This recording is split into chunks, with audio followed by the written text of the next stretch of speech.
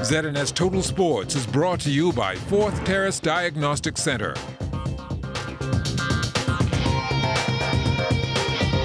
Good evening, Bahamas. I'm Amajal Knowles with your Saturday sports.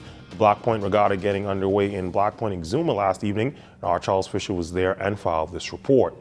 They go up to the window back up, leave the starboard, back down your port, and we down here. Down port, keep go up in there, leave the port, back up your starboard, down your port, back up your starboard, down your port, and finish. Let's go. Make ready!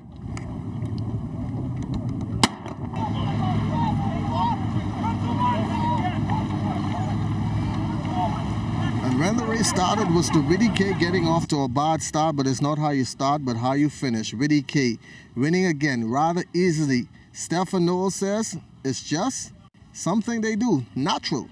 Steph, I thought the streak of 4 was going to stop after that bad start. What went wrong there? Well, the guys weren't pulling the anchor as well as they normally do, and they couldn't get the sail up in time. So, sometimes that happens. Great start, though, to beat them like that by such a distance.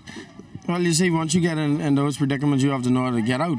I made a couple of quick tacks in the middle there to get some clay, and then I do what I got to do. Once I see the buoy, I head for the buoy. If you beat me to the buoy, then you better. Can you guys just let some boats go in the front of you to make this more competitive? Because this ain't fun. Well, you see, when we came around the buoy, the slaughter and the crazy partner were in front of us. But the two of them were fighting for face. I was sailing for the buoy. They were fighting for face. They should have focused on the buoy, the leeward mark. They should have headed towards the leeward mark. They keep drawing up. And I kept my course. By the time they realized I was already past them. For ZNS Total Sports in Black Point, EXUMA, covering the homecoming and regatta, I'm Charles Fisher.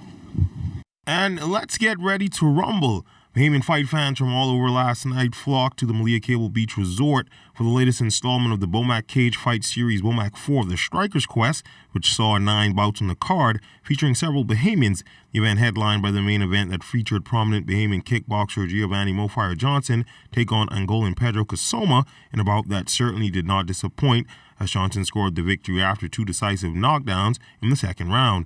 We caught up with Johnson after the fight. Start throwing with confidence, start giving him different stuff to look at, and it landed. I caught him the first time, I dropped him. I'm like, okay, he's not invincible. And I think it was the second round, eh? No, the third. It was the third round.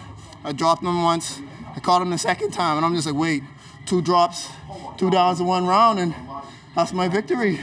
Now, as for his first pro fight in front of his hometown crowd. It feels, same thing I've been saying this entire time. It's my first pro fight back home. I knew that was going to be a different feeling altogether with my family, my friends, my teammates, other competitors in the sports just cheering and backing me on. Hearing them when I was walking out, it was like, what?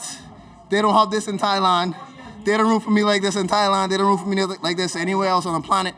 So it's good to know that I have my country behind me. Even though he scored the win, Johnson said he does feel he can make some improvements. There's a lot of holes in my game. I was hella slow. That's due to a really shallow camp that Tyson and I had. It was just the 2 of us putting it together. My striking definitely could be there. I noticed that I'm still struggling to string my kicks along, my punches going 1-1-1-1 instead of just flurrying like that. That's always getting me, And a local soccer camp giving back to the community. The SIID camp making its presence felt in the Elizabeth Estates community. Camp director Alex Thompson. On today is an ID camp. We're new to this area.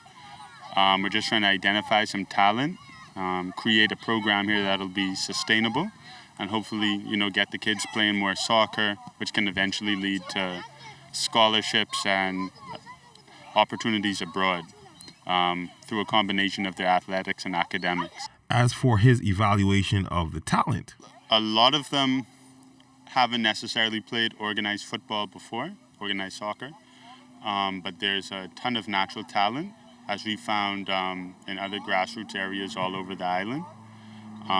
It just needs to be nurtured and channeled in the right way.